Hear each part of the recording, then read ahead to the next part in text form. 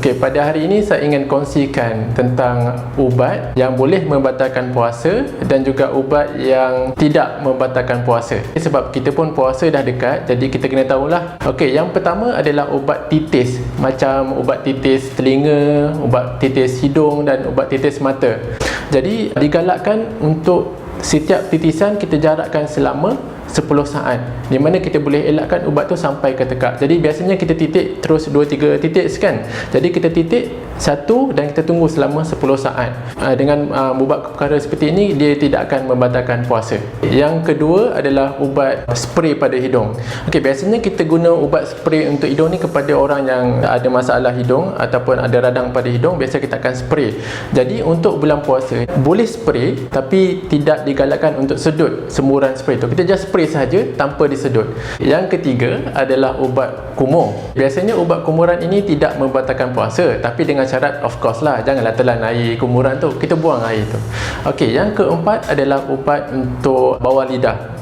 Terutamanya digunakan oleh pesakit jantung. Ubat bawah lidah ni tidak membatalkan puasa dengan syarat tidak ditelan ubat tersebut. Tapi pelik juga, macam mana ubat bawah lidah ni tak membatalkan puasa? Macam mana cara penyampaian ubat tu ke dalam badan? Sebenarnya ubat bawah lidah ni sebenarnya cara penyerapan ni adalah dia akan menyerap melalui salur darah di bawah lidah terus ke jantung. So ia tidak akan membatalkan puasa. Yang kelima adalah ubat yang digunakan di luar tubuh ataupun kita sapu pada kulit badan kita, tidak membatalkan puasa. Seperti contoh ubat sapu, ubat krim, ubat lotion, ubat tampalan, ia tidak membatalkan puasa. Bagi sesiapa yang perlukan suntikan macam insulin ataupun bius setempat ataupun bius separuh, maksudnya bius ni dia tak menyebabkan orang tu tidur, orang tu masih sedar, ia tidak membatalkan puasa. Sekarang ni saya akan highlight pula kepada ubat yang boleh membatalkan puasa. Yang pertama adalah ubat yang melalui rongga mulut, itu boleh membatalkan puasa, seperti kita makan ubat biji ataupun dalam bentuk cecair macam sirap ke apakah kita telan, ia boleh membatalkan puasa.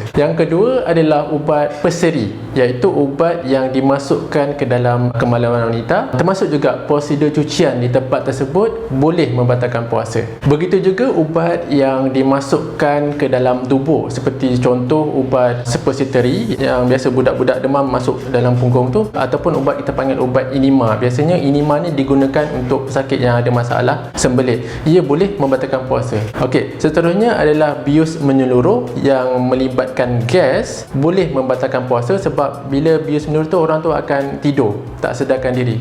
Sebab tu ia boleh membatalkan puasa. Yang kelima adalah isu berkaitan penggunaan inhaler ataupun kita panggil pump ataupun kita panggil gas sedutan dan sebagainya. Biasanya ia digunakan oleh pesakit asma. Okey, kita ada dua jenis inhaler. Satu kita panggil pencegah, iaitu biasanya ubat tu dia berwarna coklat, pump yang berwarna coklat, dan satu lagi adalah ubat kita panggil ubat pelega yang biasanya berwarna biru. Okey, ubat pencegah ni biasanya dos dia adalah 2 kali sehari. Jadi agak clear dekat sini, kita boleh ambil sebelum habisnya sahur dan selepas berbuka puasa. Isunya ubat pelega. Ubat pelega ni biasanya kita gunakan semasa serangan asma. Isu dekat sini, kalau kita kena asma semasa berpuasa, kalau kita pakai ubat pelega, adakah ia boleh membatalkan puasa? Di sini ada perbezaan pendapat di kalangan alim ulama, tapi mengikut perbincangan dan penerimaan semasa memutuskan bahawa ia tidak membatalkan puasa.